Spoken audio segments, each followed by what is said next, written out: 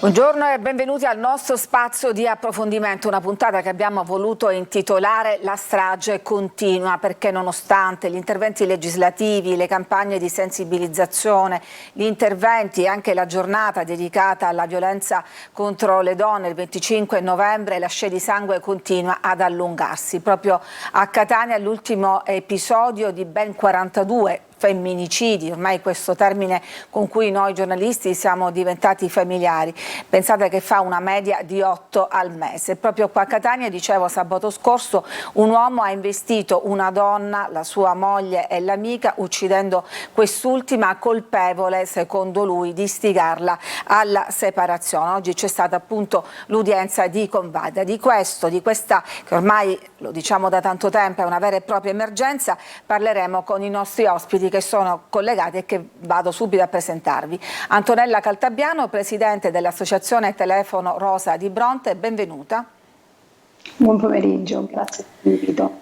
E Maria Rita Saitta, avvocato, benvenuta anche a lei. Grazie, buon pomeriggio.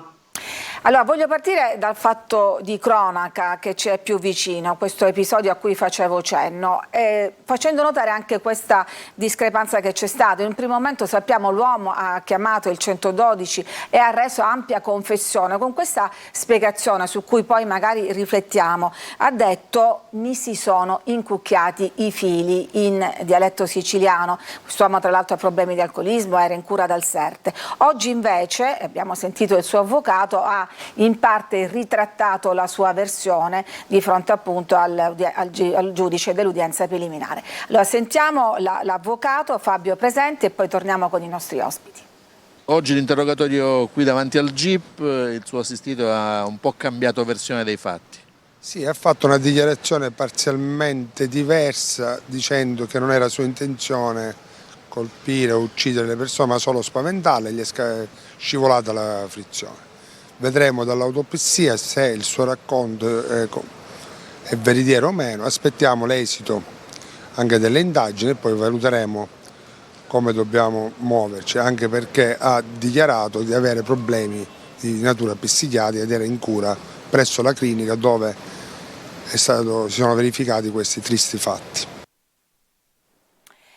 Antonella Caltabiano, ovviamente noi non vogliamo entrare in questa sede troppo in questo fatto di cronaca e ovviamente ce ne sono stati tantissimi che l'hanno preceduto, però ecco, ci può essere utile anche per capire che cosa succede nella mente di un uomo rispetto al fatto anche soltanto prospettato di una separazione. In questo caso appunto lui ha dichiarato in un primo momento, abbiamo visto che poi è ritrattato questo momento che è brutto definire raptus e che lui ha sintetizzato con queste parole: mi si sono incucchiati i fili. Ecco, voi che raccogliete segnalazioni di donne vittime di violenza, che cosa vi sentite di dire? Che cosa succede? Quali sono i segnali che possono mettere in guardia una donna rispetto a magari un clima di violenza generalizzato che va avanti da tempo? Allora, prima di tutto, secondo me dovremmo smetterla di fare un continuo riferimento al discorso del raptus. Questa è una definizione troppo abusata e che poi finisce per l'essere utilizzata come una sorta di attenuante, di giustificazione per questi atti efferati. Ciò che invece andrebbe fatto è seguire, analizzare tutto il percorso che può portare al compimento di questi gesti estremi, e ciò che va fatto assolutamente è educare, è formare e sensibilizzare le donne sul tema appunto della violenza di genere, della violenza domestica, perché molto spesso la donna non si rende conto di essere vittima di violenza.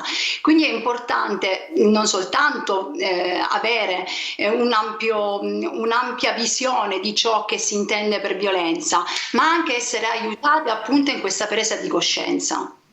Ecco, l'avvocato Maria Rita Saitta, le è capitato più volte di gestire casi di questo genere. Ecco, le donne come arrivano alla denuncia? Attraverso i centri come questo del Telefono Rosa o ci sono anche altre strade? Di solito è più facile arrivare tramite questi centri come il Telefono Rosa, perché di fatto queste donne spesso non hanno consapevolezza della violenza che subiscono, che non è soltanto poi una violenza che poi diventa anche psicologica, perché spesso sono restie nel denunciare, perché anche magari a volte per il bene dei figli si cerca un po' di diciamo attenuare il problema e non vederlo.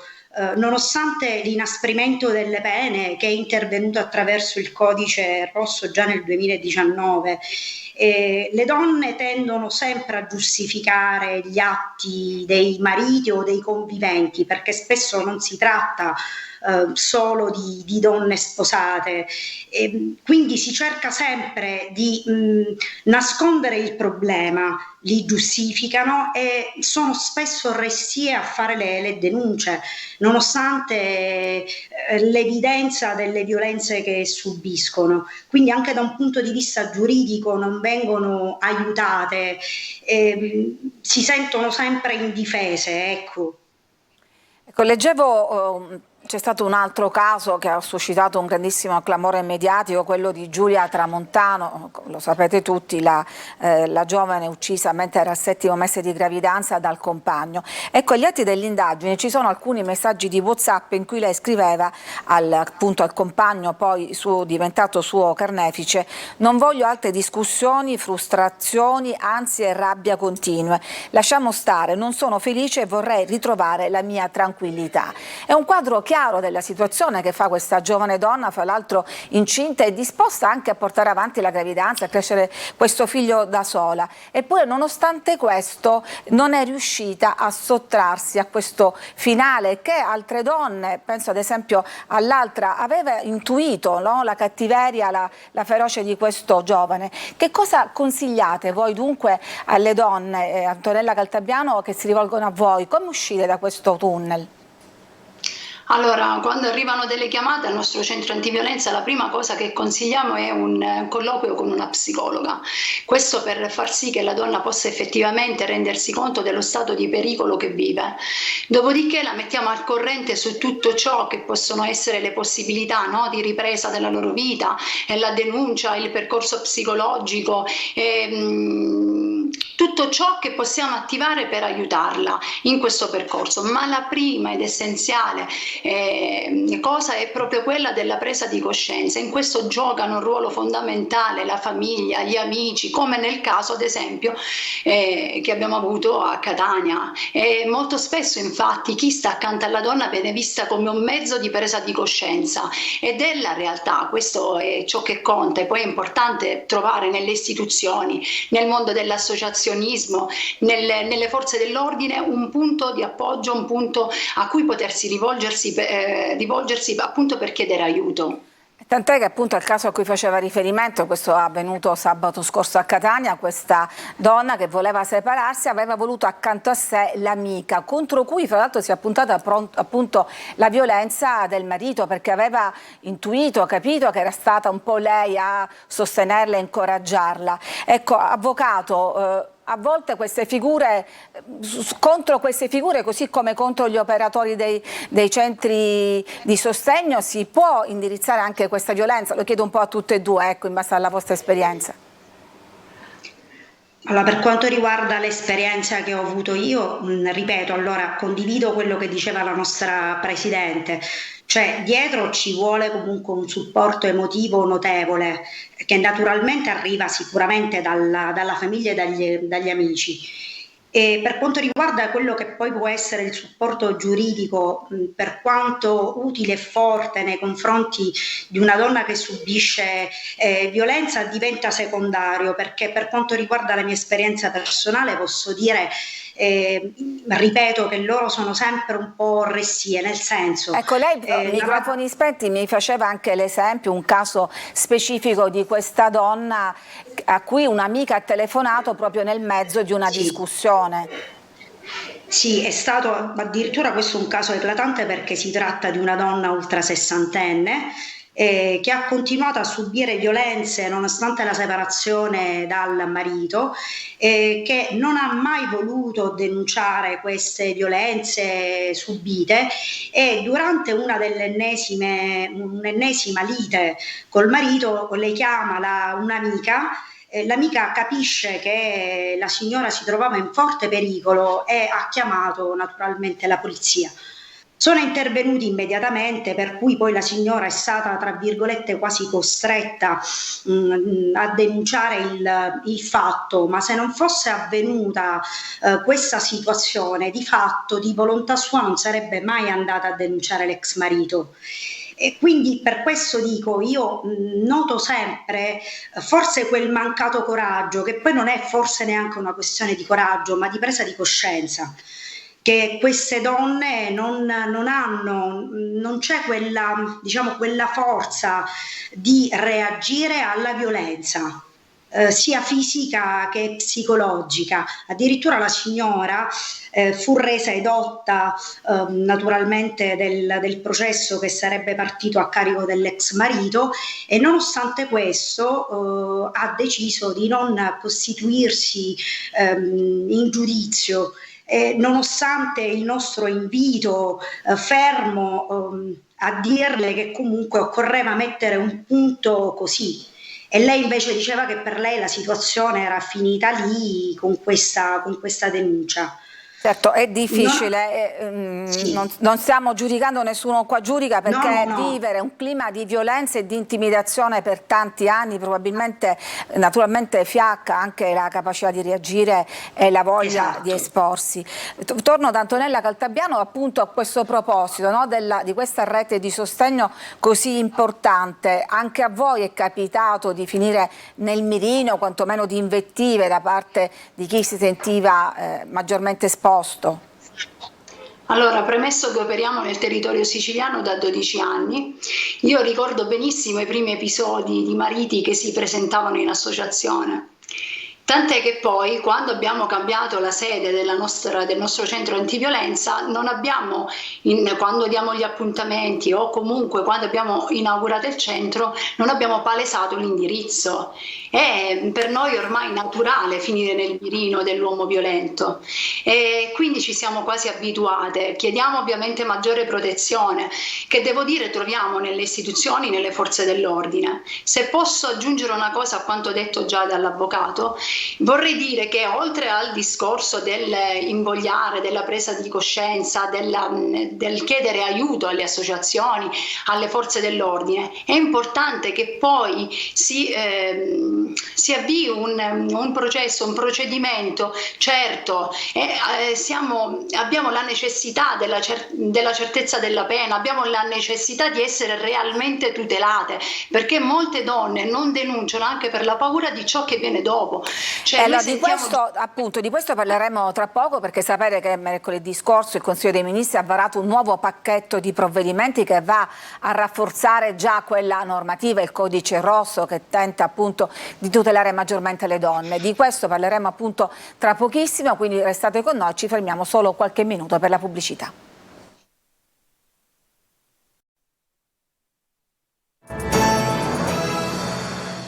Eccoci di nuovo in studio e continuiamo a parlare di violenza sulle donne, in particolare degli interventi normativi. Mercoledì scorso il Consiglio dei Ministri ha approvato, fra le altre misure, anche un disegno di legge che introduce nuove norme sul contrasto alla violenza sulle donne. Essendo un disegno di legge dovrà passare prima all'approvazione delle due Camere e potrà dunque subire delle modifiche, è però chiaramente ispirato a quello esistente, cioè al codice rosso, con l'obiettivo però di rendere ancora più semplice l'applicazione delle norme e di favorire la prevenzione.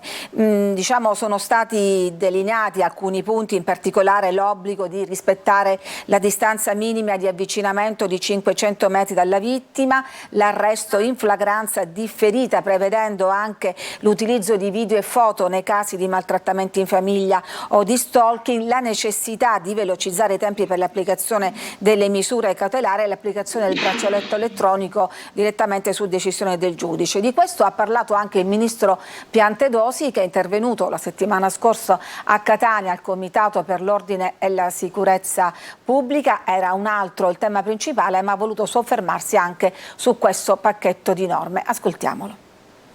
È chiaro, non basta solo l'azione repressiva o comunque di carattere penale, l'inasprimento delle pene oppure l'adozione di misure, diciamo, di polizia, che sono importantissime e vanno fatte, però è chiaro che questo tema riguarda un problema anche di natura culturale, no? Che quindi va in qualche modo affrontato. Su questo mi piace dire che le misure che sono state più di stretta pertinenza del Ministero dell'Interno, quelle che appunto riguardano l'utilizzo del braccialetto in applicazione di alcune misure, l'ampliamento, l'estensione della platea dei reati, i cosiddetti reati spia, per l'applicazione di alcune formule di prevenzione, ma soprattutto l'estensione del ricorso all'istituto dell'ammonimento da parte del questore, perché evidenzio che è un istituto che presuppone che la vittima o la potenziale vittima vede nell'autorità di pubblica sicurezza un riferimento prima ancora che di natura istituzionale, penalistica, diciamo così, criminologica, un riferimento anche, diciamo, a cui rivolgere l'attenzione quando la situazione è in una fase molto preliminare, che noi incoraggeremo, cioè rivolgersi. Nella fattispecie il questore fa l'ammonimento, ma comunque agli uffici di pubblica sicurezza, che sono delle forze di polizia, Polizia di Stato, Carabinieri, Guardia di Finanza, allorquando, quindi prima ancora che si pone il problema delle denunce, allorquando diciamo, la problematica che sia palese, insomma, in una fase preliminare. Quindi sintesi di tutto, l'inasprimento delle pene, insomma la parte repressiva ci vuole, è doverosa, ma ci vuole un progetto culturale complessivo per capire quali sono le cause per cui questi fenomeni avvengono e perché si inseriscono in un processo culturale di visione della donna come un oggetto e come una proprietà quasi, insomma, che alcuni autori delle vittime sembrano palesare, avere come concezione quando compiono questi delitti. E queste erano le parole del ministro dell'Interno Piantedosi. Antonella Caltabiano, che cosa le fa pensare? Allora, io condivido pienamente quanto detto e da anni portiamo avanti questa richiesta, cioè intervenire per cambiare. Si tratta di una rivoluzione culturale, è questa che deve avvenire, perché altrimenti continueremo sempre a parlare di donne ammazzate. Se non cambiamo il nostro modo di rapportarci all'altro sesso, se non cerchiamo di farci aiutare nella gestione della rabbia, se non segnaliamo dei comportamenti spia, e allora una volta che il fatto è compiuto c'è ben poco da fare se non contenere, insomma, tutti gli effetti successivi magari sulle vittime indirette. È importante invece prevenire, ma per far questo è necessario un intervento strutturale sistemico per la prevenzione, lavorare all'interno delle scuole soprattutto per educare i ragazzi che sono il nostro futuro. Soltanto così possiamo contare di poter arginare questa piaga sociale.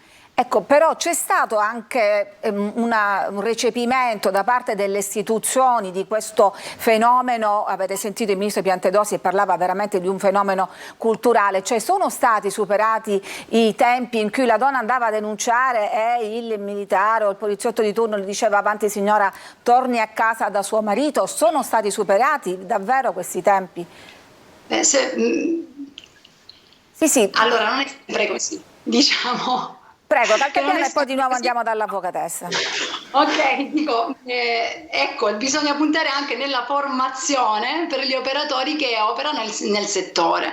Purtroppo ancora qualche volta continua a succedere. Abbiamo una grandissima esperienza sul campo e quindi posso assicurare che purtroppo qualche volta continua a succedere. Avvocato Saitta. Beh, che il codice rosso ha previsto in tal senso una modifica, infatti dico in teoria, perché di fatto adesso anche la polizia giudiziaria ha l'obbligo di trasmettere nell'immediato l'eventuale querela immediatamente al PM, cosa che prima non avveniva, i tempi erano molto più lunghi. Dall'altro è anche vero che ancora si trova del personale di polizia giudiziaria, diciamo, restia sempre nel portare avanti queste forme di querela. Quindi sì, è pur sempre un fenomeno di natura culturale, che ben vengano le modifiche, che ben venga l'inasprimento della pena, perché ci mancherebbe altro, dobbiamo combatterlo anche in tal senso. Però ancora c'è molto da fare anche dal punto di vista giuridico. Anche perché, lo diceva forse lo stesso Piantedosi in un'altra occasione, l'inasprimento della pena non riporta in vita queste donne. Faceva poi riferimento ai reati spia. Ecco, vogliamo spiegarlo meglio ai nostri ascoltatori, telespettatori, quali possono essere questi fenomeni, questi comportamenti che possono già segnalare una situazione critica? Beh, i comportamenti forse più che altro sono dal punto di vista psicologico che giuridico, cioè spesso e volentieri c'è anche un problema strettamente culturale, quindi considerare sempre ancora oggi la donna inferiore rispetto all'uomo, anche per esempio dal punto di vista economico. Spesso e volentieri le donne che subiscono violenza sono casalinghe, quindi hanno, tra virgolette, una posizione sociale ben diversa rispetto all'uomo che lavora. Quindi anche questo permette spesso e volentieri ad un uomo di avere un ruolo principale all'interno di quella che è anche la gestione familiare, o instillare quei sensi di colpa come dire, anche dei comportamenti che la moglie, la compagna, la convivente può avere nei confronti dell'uomo, ovvero spesso l'uomo fa sentire comunque in colpa la donna per i comportamenti tenuti, anche a livello comunque casalingo, ecco. Cioè sarebbero tanti campanelli di allarme nella situazione ovviamente della violenza che una donna può subire. Dal punto di vista giuridico non c'è molto da dire in maniera molto probabilmente sincera. Già i primi episodi di violenza, tanto più se ripetuti. La violenza fisica ripetuta è ovvio che è il segnale principale, però le ripeto, spesso e volentieri non è solo una violenza fisica, ma spesso psicologica.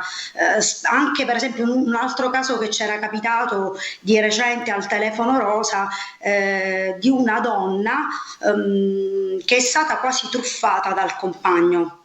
E c'era un quadro di reato talmente evidente che lei non vedeva, ovvero la signora fu vittima di una vera e propria estorsione, che lei ancora oggi nega in maniera palese, nonostante più volte fu invitata a denunciare il fatto perché non si trattava altro che di estorsione. La signora tentava sempre di giustificare il comportamento del compagno perché comunque l'amava, cioè si tende sempre a mettere in primo piano, diciamo, questa forma di amore che poi di fatto amore non è. Certo. Nonostante in alcuni casi ci sono dei reati evidenti. Si parla infatti di amore tossico, di relazione tossica. Antonella Caltabiano, fino ad oggi, quindi abbiamo detto che dovrà poi passare alle Camere questo nuovo pacchetto di norme, ma fino a questo momento, quando inizia il percorso di denuncia e quindi scatta per esempio l'ammonimento da parte del questore o l'intervento, il divieto di avvicinamento, ecco, la donna si sente protetta o si sente ancora più esposta? Allora, in una prima fase siamo chiamate a valutare il rischio che corre la donna. Molto spesso la donna viene collocata presso casa di indirizzo segreto in questa prima fase, quindi questa forse è la forma di protezione un po' più drastica, un po' più completa, anche se io molte volte ho espresso il mio disappunto su questo modo di proteggere le donne, perché quando la donna denuncia è lei che deve lasciare i suoi affetti, è lei che deve lasciare il contesto in cui ha vissuto, e lei che con i suoi figli deve cambiare totalmente vita in una prima fase. Quindi questo, anche se si tratta di un modo drastico, no? di protezione per la donna, questo forse è l'unico modo che la rende un po' più, la fa sentire un po' più protetta. Le altre misure lasciano un po' il tempo che trovano. L'abbiamo visto benissimo l'anno scorso anche con il caso di Vanessa, alle porte insomma di Catania, c'era un provvedimento, un divieto di avvicinamento, ma comunque sono bastati pochi secondi per ucciderla. Noi abbiamo avuto un altro caso di un altro violento che è riuscito a manomettere il braccialetto elettronico e quindi comunque sia avvicinarsi alla vittima. Cioè sono delle misure che sicuramente cercano di tutelare la donna, ma che non bastano se ancora si continua a morire anche dopo le denunce.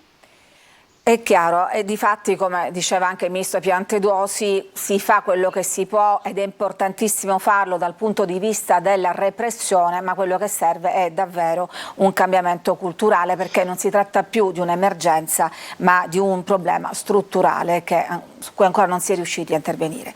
Allora il tempo a disposizione è finito, io ringrazio Antonella Caltabiano, presidente del Telefono Rosa di Bronte, e Maria Rita Saitta, avvocato. Grazie a tutte e due del vostro tempo che avete messo a disposizione, grazie ovviamente anche a voi che ci seguite da casa. Tutti un buon pomeriggio.